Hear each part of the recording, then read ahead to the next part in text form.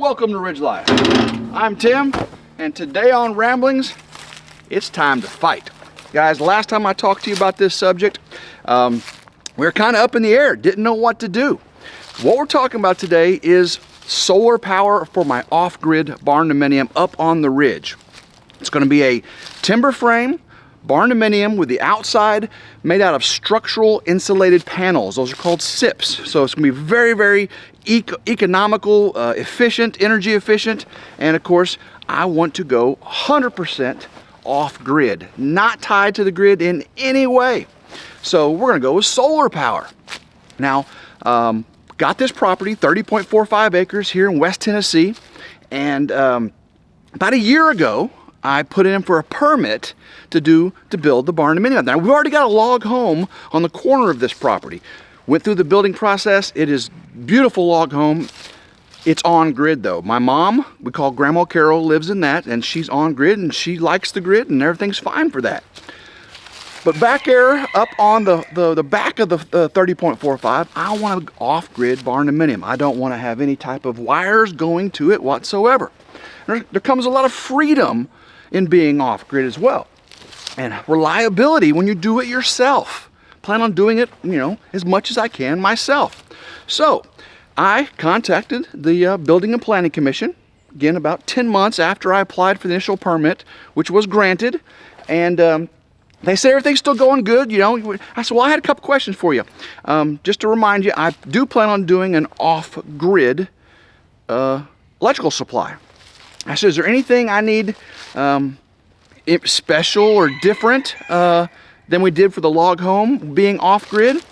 And they said, well, you just have to have it, inspected. And I was like, well, in your procedure for this county for how to get your electrical permit, it says electrical permits are provided by the service provider. That would be the electric company. Well, the electric company is not going to come out here and inspect my off-grid system. They got no skin in the game. They're not going to make any money off me, so they want nothing to do to come out here.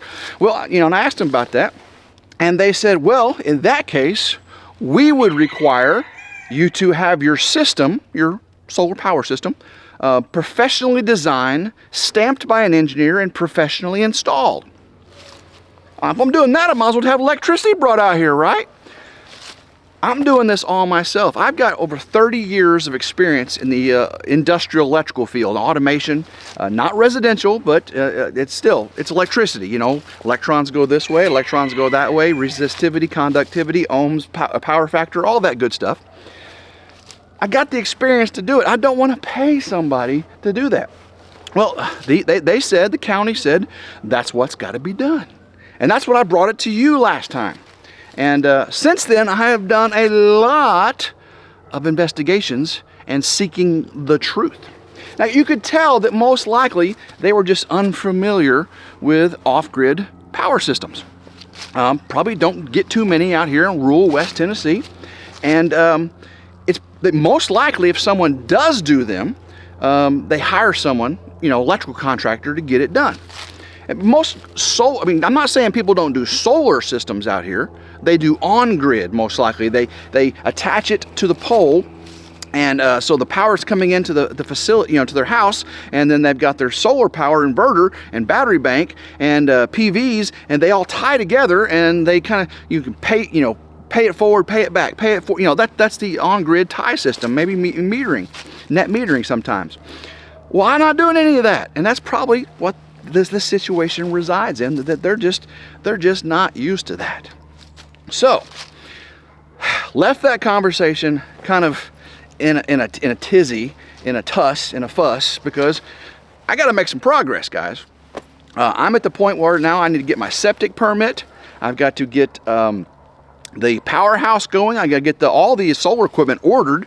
It takes a little while to get that stuff in. Got to get the well put out there after I get the septic permit. Going to move my camper. I'm living in an 18-foot camper trailer right now down here next to my mom's log home. And I don't want to be down here anymore. I want to be up there where we're building the barndominium.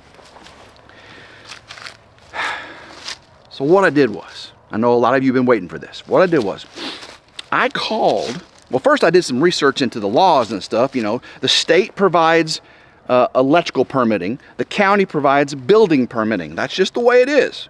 Building permitting from the county. County requires you to follow the state, permitting. State provides, electrical permitting. And the state requires it. You have your state electrical inspector, and you've got your utility company comes out, does right? Okay. So I call the electrical contractor that we had that facilitated most of the work on the log home. Again, I work full time, and my mom had moved up here, retired, and we're building this little log home on the corner of the property, and she needed it done in a relatively quicker fashion than I'm probably going to do my barndominium myself, right? And we had an electrical contractor. Tim, you're an electrician. Well, you need to hire, because I work full time, and she needed a house, and she needed it done a lot quicker than I can get it done. She can barely get me to do, her son to-do list, much less build a home. I did the flooring in there and trim work, and got under the house and did things, insulated the plumbing, and I did a lot of that stuff for her. But those were easy things. So I contacted the electrical contractor that built my mom's log home right here on this property. And I told him the whole story, what's going on, and he's like, well, yeah, doesn't seem like you really need any kind of electrical permitting if you're going to be doing off-grid. But I've done some on-grid systems, he said, but off-grid, that's a little unique. He said, who would answer that question would be your state electrical inspector. I said, you know what? You're exactly right. He says, just so happens I know the feller and I know his phone number, and Mr. Roberts, I can call you right back. I'll give him a call and I'll call you right back. I said, you are the nicest man in the world. So he calls up the state electrical inspector, says, talks to him, tells him the whole story, calls me right back. I mean, it wasn't just a few minutes. Calls me right back and says, Mr. Roberts, here's what you got. If you're not tied into the electrical system, the county cooperative, all them, state could care less about where your power's coming from. You can get on a little, you can hire a bunch of squirrels to get on bicycles and spin real fast and create a generator and power your house for all we care. But it would be, if you ever decide to go on grid, it would behoove you to have it inspected and do all that, and get all the because later on, trying to get the power brought there, the electric company is going to have to do a rough-in inspection, and it'd be a lot more rough, pun intended. But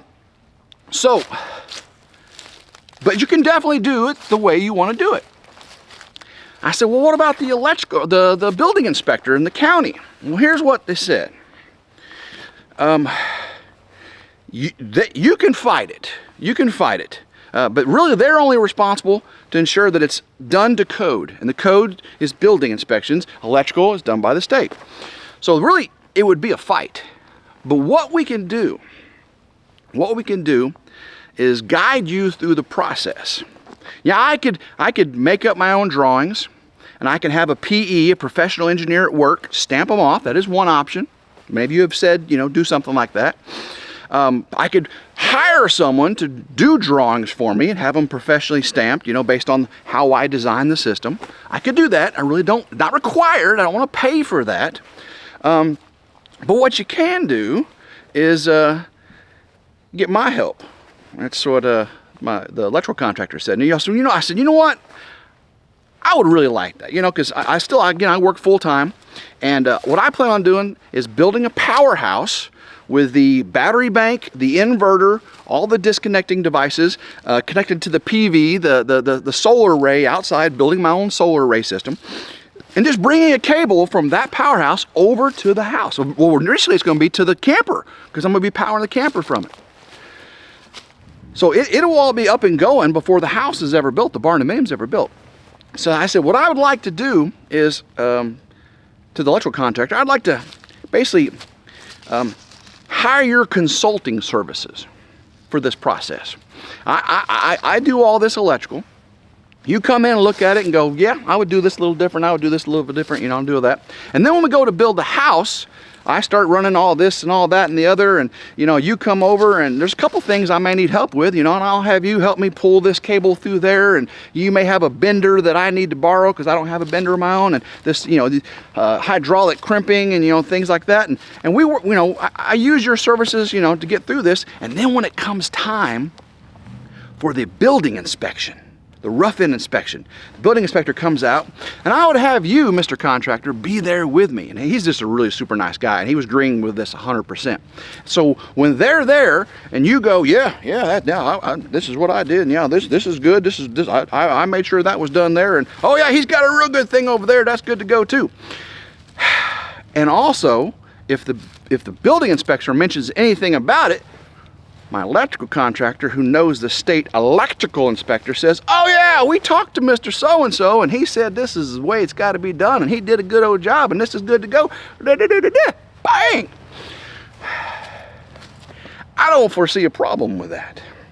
I don't foresee a problem with that at all. I think it's a pretty good plan. So I'll use the services of the electrical contractor to make sure I do it right.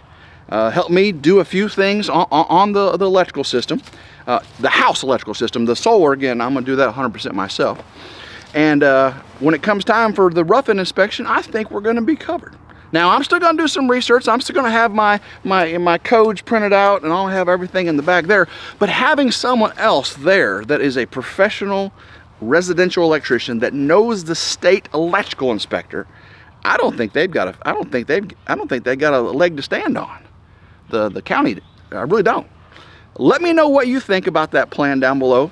Now, as far as the system, here's the technical guys. I do believe I'm going with EG4 from Signature Solo. I've been talking to Donnie over at Signature Solo, working up a partnership with them, hopefully, to get some EG4 6000 XP inverters. Probably going to start off with 2, maybe 3, get up to 4 eventually. You know, once I move over to the barndominium, the camper will run off 1, but I'll probably start with 2. That way I've got a sufficient system. And it's a redundant system too. If one fails, the other one will pick up where that one left off. Redundancy is great. I'll get a bunch of LLS EG4 batteries that have the onboard digital BMS, battery management system. And of course, they will talk with the all-in-one, you know, 6000 XPs. And then out in the field, we're looking at doing some bifacial solar panels.